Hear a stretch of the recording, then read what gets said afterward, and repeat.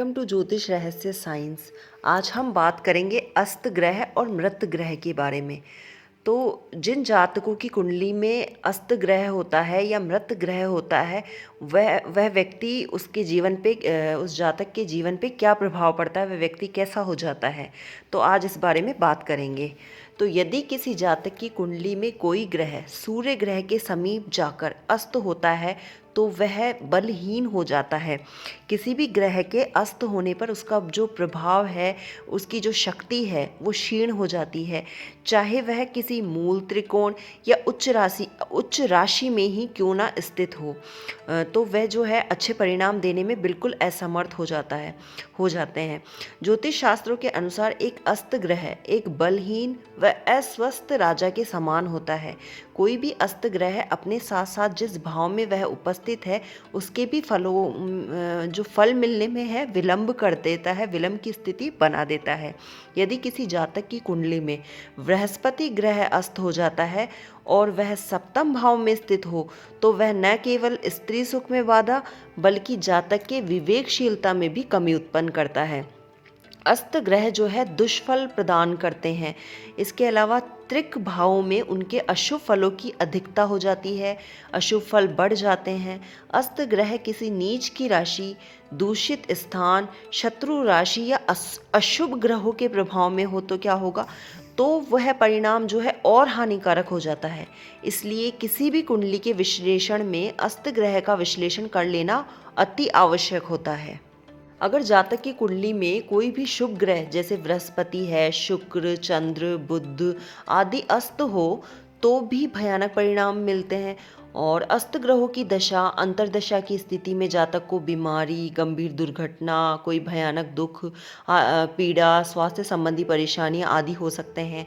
कई कुंडलियों में तो ये देखने को मिलता है कि किसी एक ही शुभ ग्रह के अस्त होने पर जातक का जीवन जो है अस्त व्यस्त हो जाता है।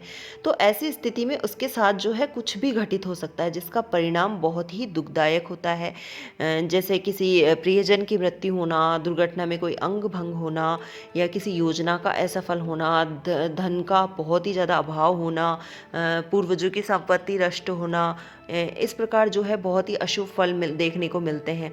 और यदि कोई ग्रह अस्त हो लेकिन शुभ स्थान पर स्थित हो और किसी शुभ ग्रह के प्रभाव में हो तो उसके परिणाम में कुछ हद तक जो है वो कमी आ जाती है।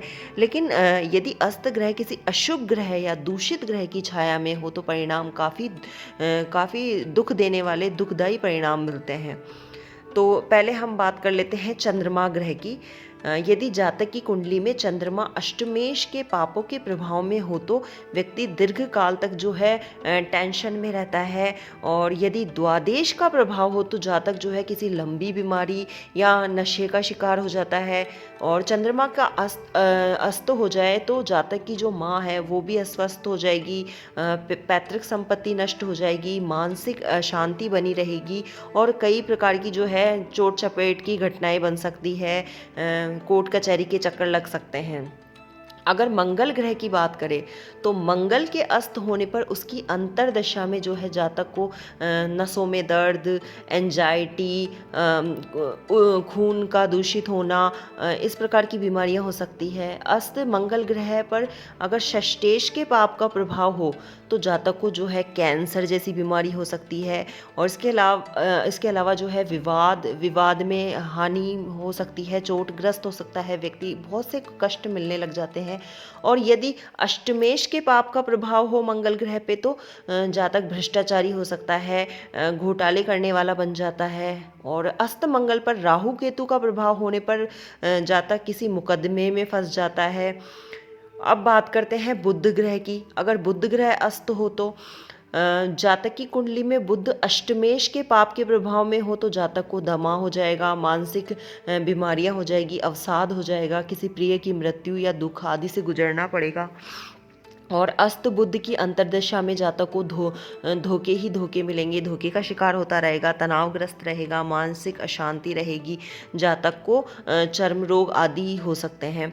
और बात करते हैं बृहस्पति ग्रह की। बृहस्पति ग्रह अगर अस्त हो तो अस्त बृहस्पति ग्रह की अंतर्दशा आने पर जातक का जो मन है वो पढ़ाई में नहीं लगता, और इसके अलावा वह लीवर की बीमारी से ग्रसित हो जाता है। अन्य दूषित ग्रहों का प्रभाव होने पर जातक जो है संतान सुख से वंचित रह जाता है। और यदि कुंडली में अस्त बृहस्पति पर षष्ठेश के पाप का प्रभाव हो तो जातक को मधुमेह, ज्वर रोग हो सकता है, वह किसी भी मुकदमे में फंस सकता है। इसके अलावा चोट चपेट की घटनाएं बढ़ सकती है, और अपने प्रियजन से वियोग हो सकता है। और द्वादश के पाप का प्रभाव हो तो जातक जो है अनैतिक संबंधों में फंस जाता है। अब बात करते हैं शुक्र ग्रह के अस्त होने पे क्या प्रभाव पड़ेगा।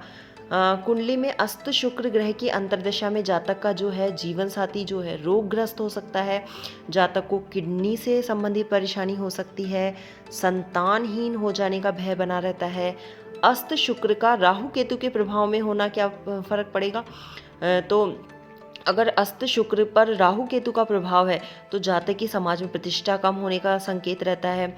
इसके अलावा यदि अस्त शुक्र अष्टमेश के पाप के प्रभाव में हो तो दाम्पत्य जीवन में कटुता आती है।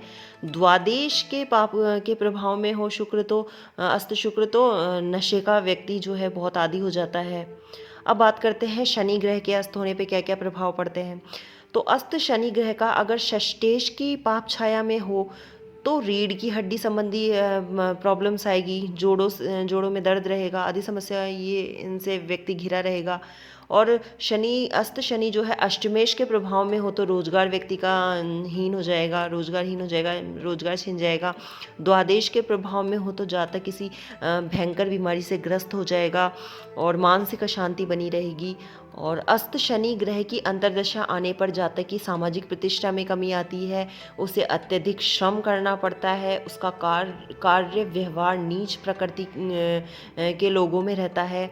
यदि जातक की कुंडली में कोई भी ग्रह अस्त होने के साथ साथ अशुभ फलदायी हो तो जातक को उस ग्रह के अशुभ प्रभाव को थोड़ा कम करने हेतु उस ग्रह के मंत्र का जो है निरंतर जाप करना चाहिए। इस प्रकार जो है अस्त ग्रह अगर अशुभ प्रभाव में हो तो जातक को बहुत ही दुख तकलीफ का सामना करना पड़ता है। तो ये था अस्त ग्रहों के बारे में। अगर आपको मेरा ये वीडियो पसंद आए तो चैनल को लाइक एंड सब्सक्राइब करें। धन्यवाद।